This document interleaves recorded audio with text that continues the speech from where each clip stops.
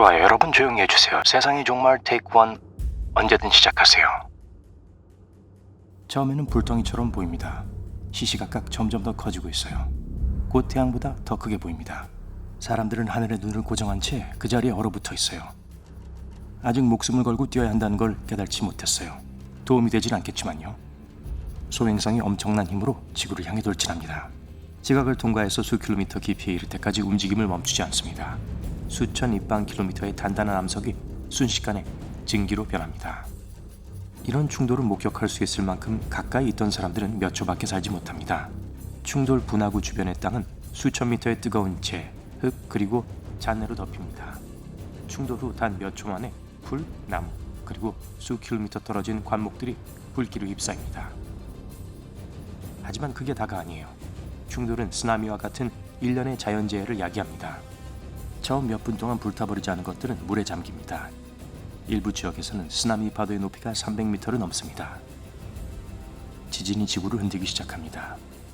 소행성이 행성에 충돌한 지 1시간도 안 되어 돌풍이 세계를 강타합니다. 속도는 시속 1000km 이상이에요. 허리케인은 아직 서 있는 모든 것들을 평평하게 만들고 파편을 수 킬로미터에 걸쳐 흩뿌립니다. 충돌 지역에서 조금 더 멀리 떨어진 곳의 하늘이 어두워지기 시작했어요. 그래서 아름다운 별똥별들이 훨씬 더 밝아 보입니다.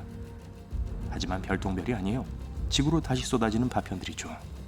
이것들이 적외선으로 인해 불길한 빨간색으로 빛나고 있는 지구의 대기권으로 다시 진입합니다. 충돌 후 몇 시간밖에 지나지 않았지만 하늘은 거의 완전히 검은색입니다. 색이 밝아지기 시작할 무렵 지구에는 생명체가 남아있지 않습니다. 쟤는 아직 공기 중에 있어요. 비가 오면 물은 높은 산성이 됩니다. 불이 계속 맹위를 덜치고 있어요. 오존층을 파괴하는 엄청난 양의 독소를 생산하면서요. 지구는 태양으로부터 오는 방사선을 막아주던 마지막 보호막을 잃습니다. 네, 이건 마음에 안 들어요. 너무 어둡고 우울해요. 세상의 종말은 상당히 다른 모습일 수도 있습니다. 언젠가 떠돌이 행성이 지구를 거주 가능한 지역에서 벗어나 태양으로부터 멀리 떨어진 극단적인 궤도로 밀어낼지도 몰라요. 지구 전체의 기후는 점점 더 추워지기 시작합니다. 극지방 가까이에 사는 것이 불가능해집니다. 모든 생명체는 적도 근처에 모입니다. 곧 지구의 절반이 얼음 사막으로 변합니다. 식량과 다른 자원이 부족해요. 점점 더 어두워지고 있어요. 식물이 에너지를 얻을 수 있는 충분한 빛이 없어요. 식물은 시들고 그것을 먹고 살던 동물은 먹이를 찾지 못하고 멸종합니다. 지구가 태양으로부터 멀수록 지구에 대한 태양의 중력이 약해집니다. 결국 우리 아름다운 지구는 빛과 열의 주요 원천으로부터 너무 멀리 떨어지게 됩니다. 지구는 두꺼운 얼음층으로 덮인 생명이 없는 돌덩어리로 변해요. 이 결말도 마음에 안 들어요. 추운 건 싫어요. 또 다른 건 없나요? 어쩌면 태양이 팽창해서 붉은 거석으로 변할 수도 있어요. 만약 그런 일이 일어난다면 태양계에 거주 가능한 지역 전체가 바뀔 거예요. 태양의 중심핵에 있는 수소가 다 떨어지면 이런 현상이 시작됩니다. 이로 인해 몇 가지 반응이 발생합니다. 결국 핵은 가열되고 밀도가 높아져서 태양이 훨씬 더 커집니다. 이러한 변화가 일어나는 동안 태양은 금성, 수성 그리고 지구를 삼켜버립니다. 팽창하는 태양은 적색 거성의 마지막 단계에 도달하기도 전에 우리 행성을 집어삼킬 거예요. 아직 그렇게 팽창하려면 약 50만 년이 걸립니다. 일단 지구가 태양의 대기 안에 들어가게 되면 궤도가 변합니다. 지구는 안쪽으로 소용돌이 칠 거예요. 태양의 맹렬한 열 속으로 말이죠. 하지만 아무도 그것을 목격할 수 없습니다. 이미 오래전 태양은 지구의 모든 바다를 증발시켰어요. 결국 지구는 녹은 암석 덩어리가 됩니다. 녹아버린다고요? 싫어요. 너무 뜨거워요. 다른 가능성은 없나요? 좋아요. 아니면 뭔가 매우 다른 것일 수도 있어요. 전 세계 사람들이 한밤중에 깨어납니다. 아침처럼 밝지만 햇빛이 아니에요. 하늘은 수많은 빨강, 초록, 보라색의 오로라로 빛납니다. 심지어 바하마, 자메이카, 하와이처럼 전에는 오로라를 볼 수 없었던 지역에서도 나타나요. 태양은 거대하고 끊임없이 변화하는 불타는 가스 덩어리입니다. 가끔 태양은 폭발하는 에너지를 내뿜습니다. 그건 태양 플레어예요. 종종 코로나 질량 방출과 함께 발생합니다. 이번엔 태양이 엄청난 지자기 폭풍을 만들어 지구의 보호층을 향해 방출시켰어요. 하전된 입자의 파도가 지구의 대기로 충돌합니다. 지구의 자기장은 이것을 막을 만큼 강력하지 않아요. 자기장이 무너지고 폭풍이 지구를 강타하여 대혼란을 야기합니다. GPS를 교란시키고 인공위성을 파괴한 것으로 시작합니다. 그 후 폭풍은 위성 통신을 방해합니다. 하지만 최악의 결과 중 하나는 전력망과 관련이 있습니다.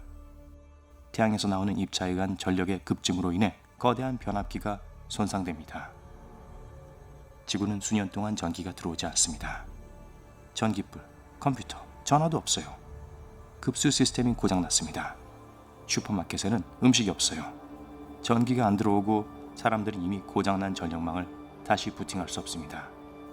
야생동물이 지구를 점령하면서 종말론적인 세계를 만들어냅니다. 네, 당분간은 원숭이들에게 세상을 맡기는 게 좋을 것 같아요. 상황이 더 악화될 수가 없거든요. 또 무슨 일이 있을까요? 만약 여러분이 감마선 시력을 갖고 있다면 엄청나게 밝은 섬광을 볼 수 있을 거예요. 섬광은 매일 볼 수 있고 주변의 모든 것을 밝게 비추고 그러고 난 후 다시 사라집니다. 그 섬광은 감마선 폭발이에요. 그 중 하나가 지구의 대기를 쓸어버릴지도 몰라요. 지구를 파괴할 섬광은 두 개의 붕괴된 별이 합쳐졌을 때 멀리 떨어진 은하에서 발생했습니다. 엄청나게 강력해요. 그건 태양보다 만조 배나 많은 에너지로 운반합니다. 그건 0이 16개나 되는 수예요. 폭발이 지구에서 1000광년 떨어져 있을 때 이미 태양처럼 밝게 빛납니다. 우리 지구의 대기는 폭발이 너무 가까워지면 우리를 보호하려고 해요. 하지만 이 방패는 오래가지 않아요. 방사능이 너무 강력해서 말 그대로 대기를 익혀버립니다. 이건 오존층을 파괴하는 질소산화물을 생성합니다. 이 층이 없으면 태양에서 오는 자외선이 지구 표면에 최대 수치로 다다릅니다. 자외선은 바다에서 작은 플랑크톤을 없앱니다. 바닷속 플랑크톤은 지구상 모든 산소의 50에서 70%를 생산해요. 플랑크톤이 사라지고 머지않아 산소가 심각하게 부족해집니다. 육지 생명체가 먼저 사라집니다. 그 후 바다와 해양에서 생명체가 사라지기 시작합니다. 결국 태양으로부터 오는 열과 자외선은 지구를 거대한 볼모지 암석 덩어리로 만듭니다. 아, 됐습니다. 여기서 마음에 드는 건 하나도 없어요. 그냥 이대로 지구를 유지하도록 해요. 대신 화성 같은 곳을 폭파하는 건 어때요?